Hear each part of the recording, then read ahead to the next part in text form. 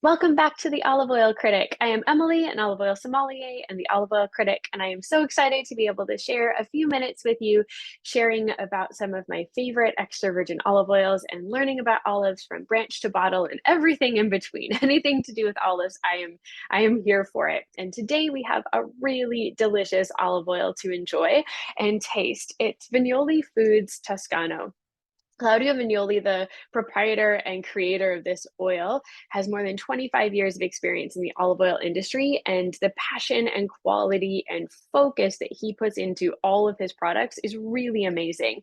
I really admire all of the work that he puts into creating his product. So if you are able to find any, whether it's pasta sauces or anything, it all uses his delicious extra virgin olive oils, but I definitely will recommend them. They are so tasty. But this Toscano is quite special. It's from the Valley del Dolce in the hills of Tuscany, and it's this beautiful Frantoio, which is a classic Tuscan oil, Tuscan olive, native to the region.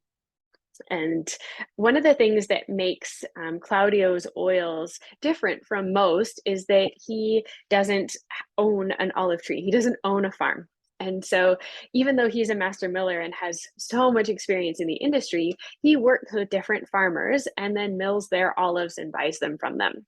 And that gives him the opportunity to ensure quality every single year. So, if one farmer or grove might have crop failure, they might have olive fly, they might have something wrong, then they don't produce a good oil that year, or they might not get a good yield at all. And so he's been able to mitigate that by working with different farmers in the regions where he harvests his olives, oversees everything, buys the olives, and then mills them himself. So he sees every single part of the process, but doesn't necessarily have to deal with all of the challenges that come with being a farmer. He's able to focus on making a quality oil from start to finish, which is really a neat way to run your business and to be able to create wonderful products for consumers and ensure quality all of the time.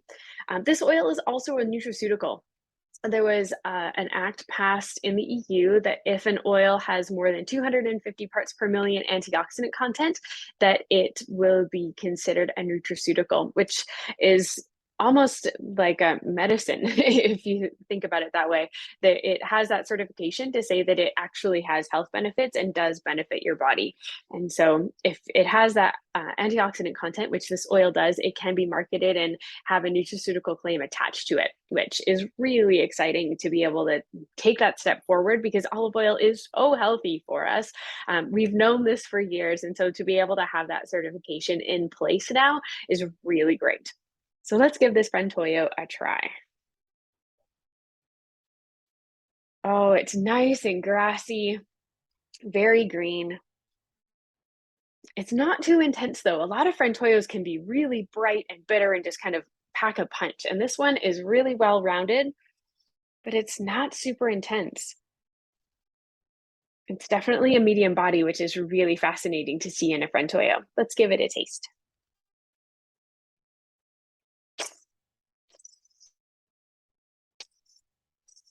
Mm. That bitterness is there. There's lots of artichoke, lots of green artichoke and arugula, lots of arugula, especially, I was going to say almost like kale flowers. I don't know if you've ever had a kale plant go to flower and then you've just kind of eaten the flowers off the top. But they're so delicious, quite bitter and astringent, but not overwhelming, and they're just so tasty. I love them, and that's one of the tasting notes that I definitely identify in here is kind of that kale flower. It's very floral, well balanced. You get a lingering peppery finish. It's not overwhelming, but the bitterness is what stays. That arugula, that artichoke, the creaminess of the bitterness in the center of the palate really denotes this oil. It would be perfect for stir fries, grilled vegetables, anything like that. It would be a delicious salad dressing, of course. Just because of that healthy bitterness in it, you can add maple syrup, mustard, wine vinegars to make a dressing. This oil is not going anywhere, but it's not super overwhelmingly robust. It's not a 3-cough oil. It's not going to knock your socks off like some oils do, especially some French oils can be super robust. This one's not. It's really well balanced, harmonious in the way that it shows up on your palate, and you've got those healthy notes of artichoke, some green almond in there, just hints of tomato, definitely arugula, nice round herbaceous flavor though. You've got thyme, a little savory, even some tarragon, and a tannic quality on the sides of your palate to really round out this flavor. It is delicious. And this is the 2021 harvest. So we're about 10 months from when this oil was harvested. And the fact that it doesn't taste a lick tired, it is going strong, is really wonderful. A lot of oils will get tired around this time of year and can start to be, yeah, just creamy. They've lost their luster. This oil is not that. It still has lots of life left in it. And I would love to use it in lots of savory dishes. It would be great in a tomato-based sauce like a puttanesca.